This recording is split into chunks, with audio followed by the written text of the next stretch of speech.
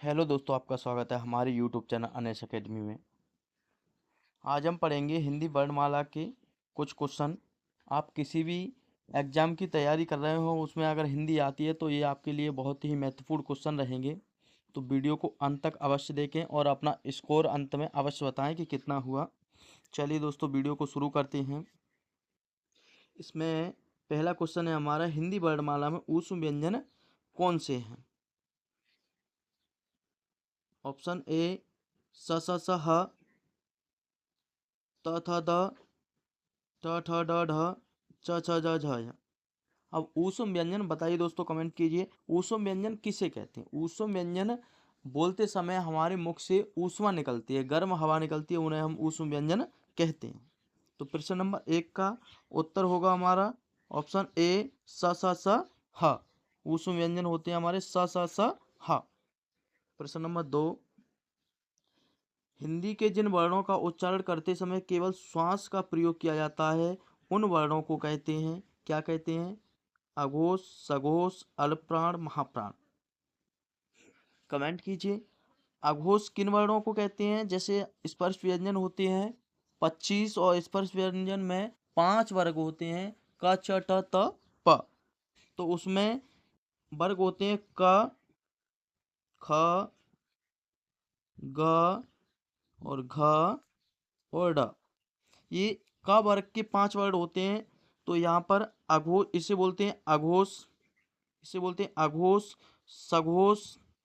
जैसे अघोष, सघोष, फिर नहीं, इसमें होता है अघोष, अघोष और सघोष, सघोष और सघोष।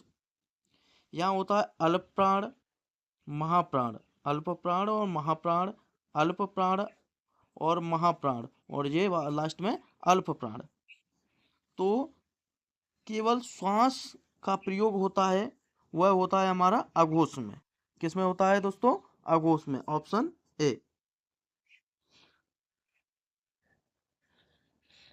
वर्णमाला के इसमें पहला और दूसरा अघोष अघोष होते हैं, तीसरा चौथा पांचवा होता है सघोष सघोष सघोष। पहला अल्प प्राण, दूसरा महाप्राण, तीसरा अल्प प्राण, चौथा महाप्राण, पांचवा अल्प प्राण।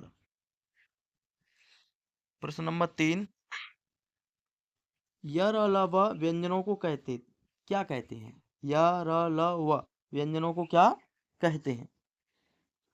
स्पर्श व्यंजन, अंतस्थ व्यंजन, ऊष्म व्यंजन और प्रयुक्त में से कोई नहीं।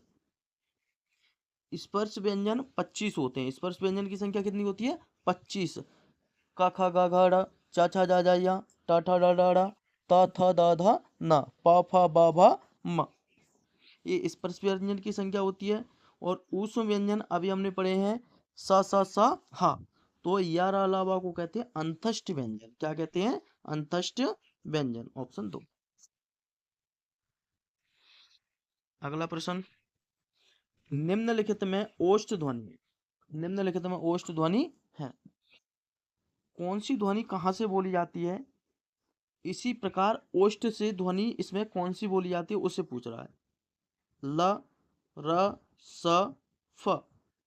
जैसे हम का वर्ग कंठ से बोला जाता है, का वर्ग कंठ से बोला जाता है, और चा वर्ग तालु से बोला जाता है, तालु।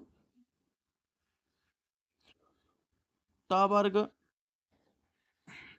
मूर्धा, टा वर्ग मूर्धा, ता वर्ग दंत और पा वर्ग ओष्ठ से बोला जाता है, प फ ब भ म।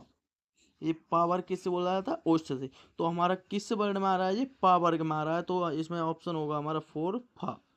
फा हमारी कैसी ध्वनि है? ओष्ठ।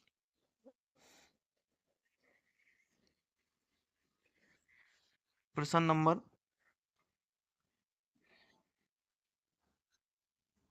अगला देखेंगे हम 5। प्रश्न 5 में वॉवल्स को हिंदी में क्या कहते हैं? वॉवल्स को हिंदी में क्या कहते हैं? या पूछ ले तुम्हें स्वर को अंग्रेजी में क्या कहते हैं, तो इसे तो आप जानते होंगे।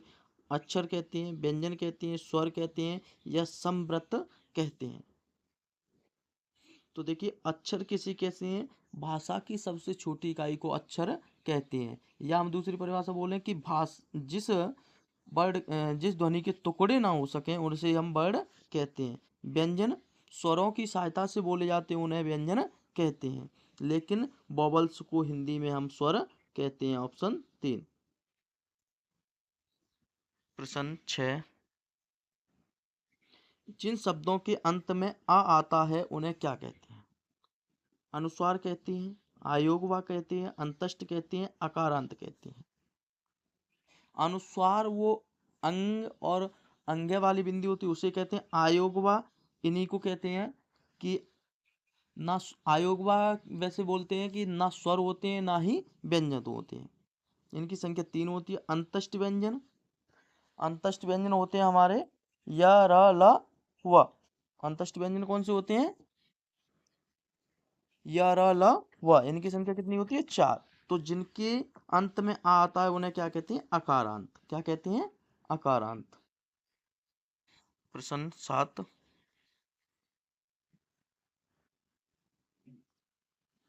कौन स्वर नहीं है? इसमें बताइए कि कौन सा स्वर नहीं है। इसमें बताइए कौन सा स्वर नहीं है। आ, उ, ए और वा। कुछ कुछ बच्चे ऐसा देखते हैं कि कौन स्वर नहीं को नहीं पढ़ते हैं और डायरेक्ट आप है और तल लगा देते हैं कि ये हो गया और ऑप्शन हमारा गलत हो जाता हो। तो नकारात्मक है ये प्रश्न, तो इसे ध्यान से पढ़ना है। और इसमें पूछ रहा है कौन सा इस वर्णों में से कौन सा स्वर नहीं है। अच्छा, स्वर किसे कहते हैं? कि जिन जो वर्ण स्वतंत्र रूप से बोले जाते हैं उन्हें क्या कहते हैं? स्वर कहते हैं। और व्यंजन किसे कहती हैं? जिन वर्णों को बोलने में स्वरों की सहायता लेनी पड़ती है उन्हें व्यंजन कहते हैं। तो देखिए आ हमारा स्वर है, ऊ स्वर है, ये स्वर है, बा स्वर नहीं है। बा क्या है? बा स्वर नहीं है। तो हमारा ऑप्शन 4 बा स्वर नहीं है। प्रश्न 8, निम्नलिखित में से कौन सा वर्ड घोष है? अभी बताया था कि पहला और दूसरा वर्ड अघोष अघोष, उसी को घोष बोलते हैं। पहला और दूसरा वर्ड क्या होता है? अघोष अघोष। और तीसरा चौथा पांचवा वर्ड होता है कि सगोश सगोश सगोश। तो प, ट, द, फ देख लिए पहले और दूसरे वर्ड में जो आ रहा होगा वो घोष वर्ड होगा। इसमें क्या पूछ रहा है? निम्नलिखित में से कौन सा वर्ड घोष है? प्रश्न नंबर 8, कौन सा वर्ड घोष है? घोष पूछ रहा है दोस्तों। इसमें ऑप्शन प, फ, ट, ठ घोष शायद नहीं है, ऐसा हुआ। देखते हैं इसमें ऑप्शन 3 दिया हुआ है, अगर ना होगा यहाँ मिस्टेक होगी तो उसमें दा होगा। प्रश्न नंबर 3 का, प्रश्न नंबर 8 का ऑप्शन 3 जैसे घोष, घोष पूछ रहा है। घोष तो घोष अगर अघोष होगा तो इसमें ये होगा। ये तो पहले और दूसरे वर्ड में आ रहे हैं तो ये कौन से होंगे? अघोष अघोष होंगे। तो ये हमारा सघोष होगा। ठीक है, यहाँ सघोष होगा शायद। स प्रश्न नंबर अगले की तरफ चलते हैं कि 9, प्रश्न नंबर 9 में क्या कह रहा है कि भाषा की सबसे छोटी इकाई को क्या कहते हैं? शब्द कहते हैं, व्यंजन कहते हैं, स्वर कहते हैं, वर्ड या अक्षर कहते हैं। तो शब्द किसे कहते हैं? शब्द कहते हैं वर्णों के सार्थक समूह को शब्द कहते हैं। जैसे वर्णों को हम व्यवस्थित रूप से लिख दें तो हमारा क्या हो जाएगा? शब्द बन जाएगा। व्यंजन स्वरों की सहायता से बोले जाते हैं, उन्हें हम क्या? व्यंजन कहते हैं। स्वर स्वतंत्र रूप से बोले जाते हैं, उन अक्षरों को हम स्वर कहते हैं।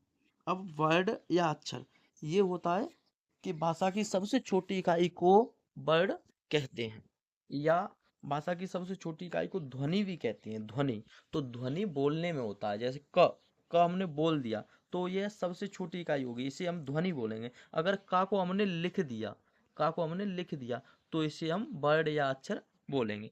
तो ऑप्शन हमारा होगा 4, भाषा की सबसे छोटी इकाई क्या कहते हैं? वर्ड या अक्षर। प्रश्न नंबर 10, वर्णमाला किसे कहते हैं? शब्द समूह को, वर्ड समूह को, शब्द गणना को, व्यवस्थित वर्ड समूह को। अब देखिए शब्द समूह को क्या कहते हैं? अब शब्दों का समूह होगा लेकिन वो व्यवस्थित रूप से नहीं हो। जैसे जैसे कोई शब्द है राम, राम राम के बाद हमने लिखा राम घर जाता है, तो राम है जाता घर। तो ये हमारा शब्दों का तो समूह है, लेकिन ये सार्थक क्रम में नहीं है, तो इसे हम नहीं लिखेंगे। और वर्णों के समूह को वर्ण है, जैसे कमल, कमल, तो कमल तो सही है, लेकिन अगर ऐसे वर्ड हमने लिख दिया क, यहाँ कलम हो जाएगा। लेकिन हम दूसरा वर्ड लेते हैं, जैसे कार, यहाँ लेते हैं कारनामा, कारनामा, हमने लिख दिया रका नाम, तो ये हमारा गलत हो जाएगा। इसीलिए शब्द गणना को, शब्दों की गणना मतलब गिनती करेंगे, उसे नहीं कहेंगे। व्यवस्थित वर्ण समूह को, क्या, व्यवस्थित मतलब सही क्रम में होना चाहिए वर्णों का क्रम। जैसे हमने लिखा कलम, हमने लिखा क ल म, ये क्या हो गया, व्यवस्थित हो गया। क्या हो गया, ये व्यवस्थित हो गया, मतलब इसका कुछ अर्थ निकल रहा है, उसे हम क्या कहेंगे, वर्ण समूह, वर्णमाला। जैसे कलम, और हमारी परिभाषा होती है, जैसे परिभाषा बोलें तो वर्णमाला किसे कहते हैं, आज से ज्ञान तक व्यवस्थित वर्णों के सार्थक समूह को वर्णमाला कहते हैं। आज से ज्ञान तक व्यवस्थित वर्णों के समूह को वर्णमाला कहते हैं।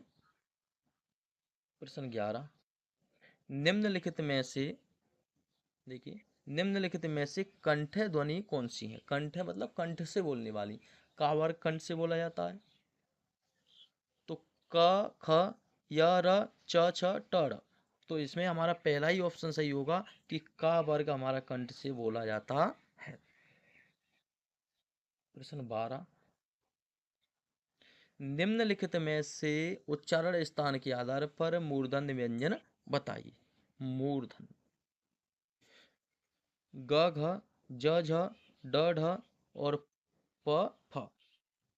जैसे हमारे व्यंजन होते हैं कि मूर्धन्य, तो इसमें क वर्ग होता है, ख, क, ख, ग, जी, क, च, ट, त और प, ये हमारे वर्ड होते हैं।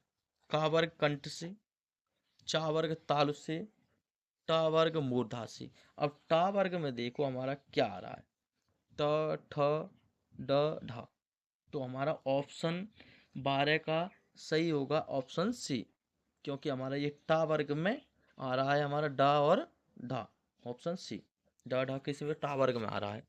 प्रश्न नंबर 13, दोस्तों वीडियो अच्छा लगे तो लाइक करें, चैनल को सब्सक्राइब अवश्य करें।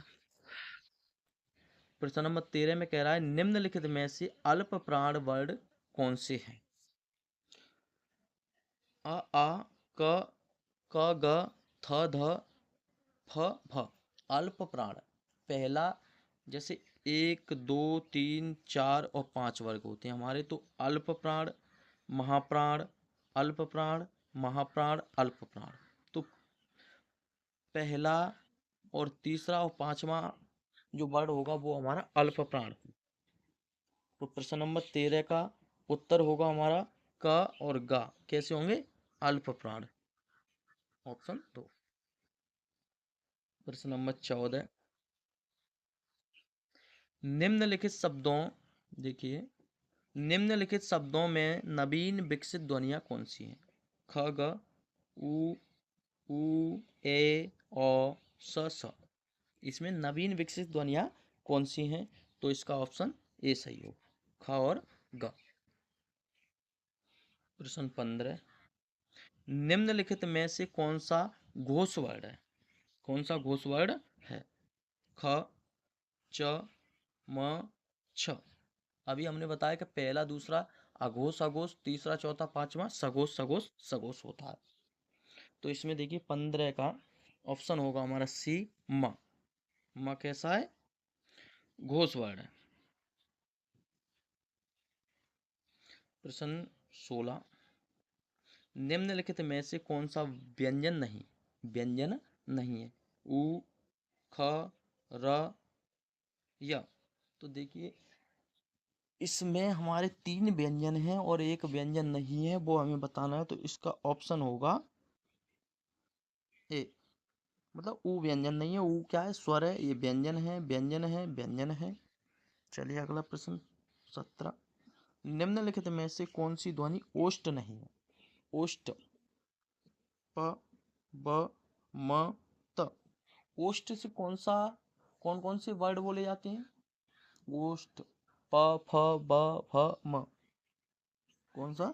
प,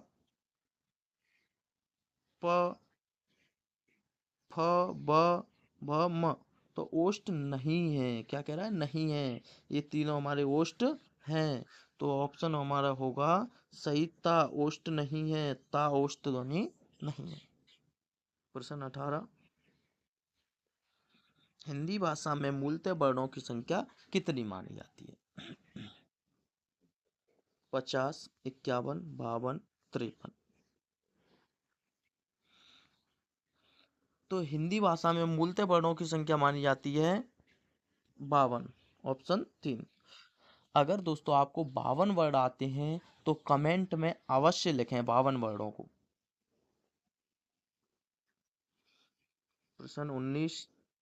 निम्नलिखित में से नासिक व्यंजन कौन सा है?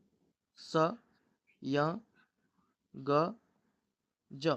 नासिक होता है वर्णों का 5वां अक्षर, लास्ट वाला। तो इसमें होगा ऑप्शन 2। ऑप्शन 2 होगा। प्रश्न नंबर 20। ए, ए वर्ड क्या कहलाते हैं? ए और ए वर्डों को क्या कहते हैं? तो इन्हें नासिक बोलते हैं, मूर्धन्य बोलते हैं, ओष्ठ बोलते हैं, कंठ तालव्य बोलते हैं। क्या बोलते हैं दोस्तों बताइए?